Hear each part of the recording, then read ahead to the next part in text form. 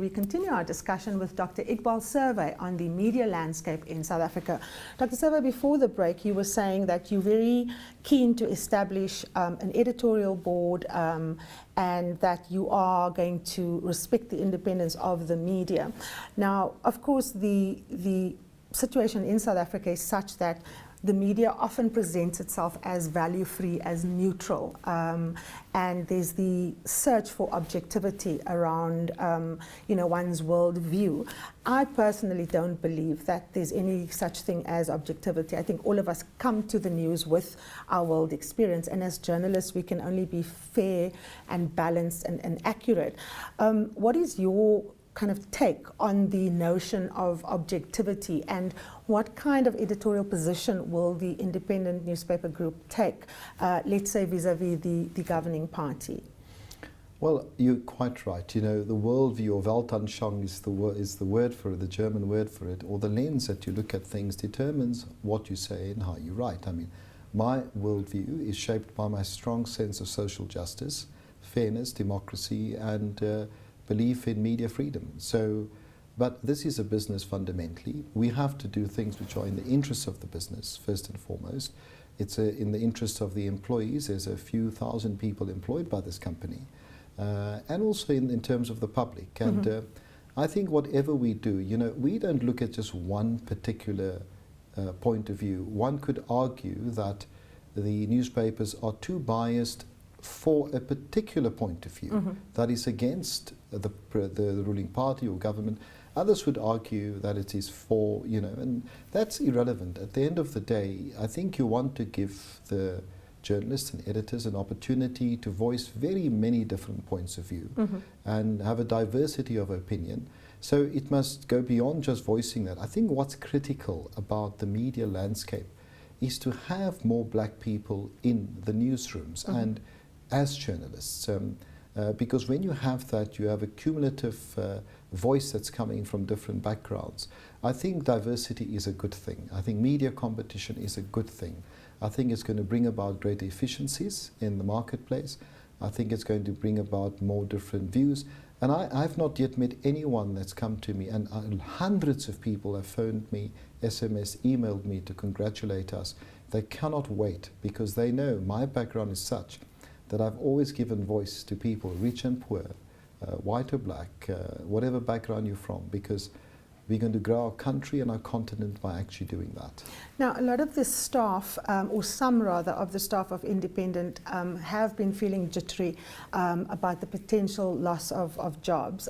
In fact, you've been taken to the Competition Commission, and of course the Editors Forum, SANEF, initially wrote a letter saying that they are very keen to get you to guarantee that journalists will be able to do their work. They've subsequently withdrawn that letter. Just take us through what's happened at the Competitions Commission and where you are now in terms of, accessing or proceeding with taking over the independent newspaper group. Look, we are in a process, so we don't want to influence in any way what the Competition Commission must do. It's a regulatory body. It must be able to do its work without any influence or pressure from anyone. I think that's very important. We must respect these institutions, and we must provide whatever information. We, as the Second Jalo Consortium, have provided a very comprehensive document to the Competitions Commission. The problem with SANEF arose simply because a journalist from Business Day took a paragraph out of a 25-page document. Most of the document was redacted, and published that paragraph as if it was a fact without cross-checking. It was very poor journalism, quite frankly. And the hysteria that arose, in particular from some editors, arose out of those misplaced facts. But again, we're not responsible if people take selected information and don't look at an entire document in its entirety. And I'm very glad that SANEF have withdrawn their statement. I was told, I haven't verified this, but not a single black editor in this country, not just in Independent, was prepared to sign that SANEF statement. I think SANEF is good, and I think SANEF needs to do but it also must be consistent. It needs to ask questions about other media houses. We don't mind scrutiny. I mean, it's okay, but just be consistent in how you do that. I think the staff of Independent, I can just tell you, are so excited that they see a South African that's going to be the owner of the group. They're excited to, so many people say to me, the Star and other newspapers, Independent, the Cape Times, and has been the home of so many great journalists in this country. I think people are truly excited, and I think they're going to be even more excited by some of the critical announcements we will make in terms of staff ownership. Now, talking about staff ownership, are you going to be making available shares to staff, and if so, what form will that take? But perhaps even more importantly, Dr. Survey, are you going to fire any journalists? We've seen culling at various newspaper groups. The Times Media Group recently got rid of a series of editors, people that have been with titles for very many years, and we've seen a lot of people come and go.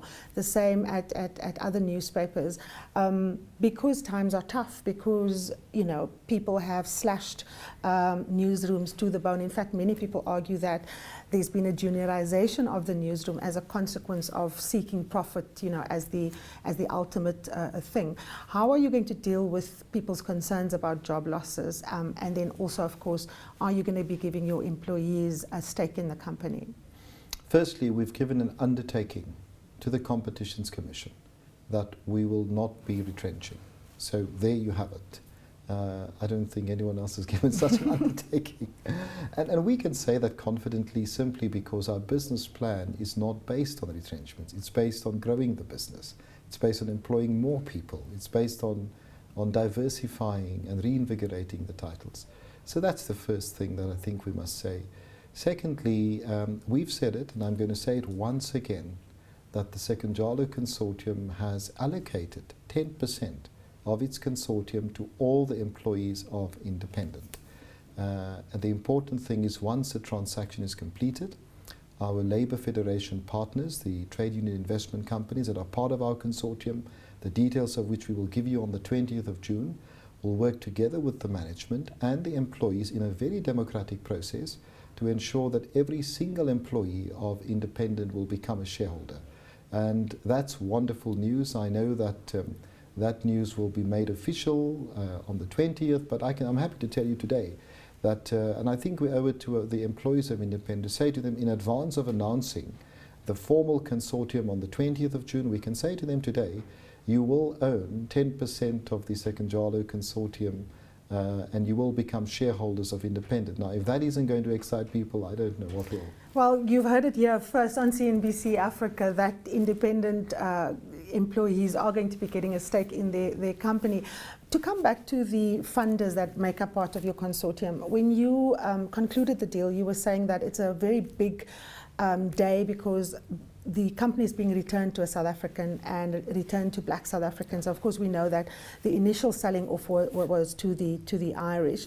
Names have been bandied about as potential partners or people that are said to be your partners. We've heard Sandile Zungu, we've heard Mandla Mandela. Are you in any position, Dr. Survey, to give us an idea of who your funders are? I know that you've said to us that we have to wait until the 20th, but these names are certainly already in the public domain. No, I think you have to wait for the 20th because I have told you, however, that employees will own 10% of the consortium. Sekunjalo is a major shareholder of the consortium, but I think you're going to really be pleasantly surprised by the diversity of our consortium. We've got very strong, I've said this before, trade union investment partners, very strong community groupings, women's grouping, and there are very few business people in there other than the Sekunjalo group. So, but we'll provide the details of that on the 20th. We are precluded from doing that because we've got commercial timeline, transaction, joint announcement with the sellers, the Irish and the banks and the international partners. This is a commercial transaction, for goodness sake. No one goes to any other commercial transaction and says you have to announce something before the time, before when you're ready. And I don't think it's fair to ask us to do that. We have said it's, literally, I think, almost just less than 2 weeks away. we'll provide you with all of that information, and we're very happy to do so. Were it not for the commercial issues with the sellers and the confidentiality agreements, we would announce it today. Final question, Dr. Survey. You playing in the technology space, you've now acquired a newspaper group. Are you going to be going for a TV channel? Do you want it all? No, you know, you guys do such a great job. Eh? Why would I want to come and compete against you? But they say in life, never say never to anything. I think that competition is good. I think we have a strong content platform. Certainly we'll be looking for partnerships. The media landscape in Africa is growing. Mm-hmm. I'm an African optimist. For me, this is a legacy transaction.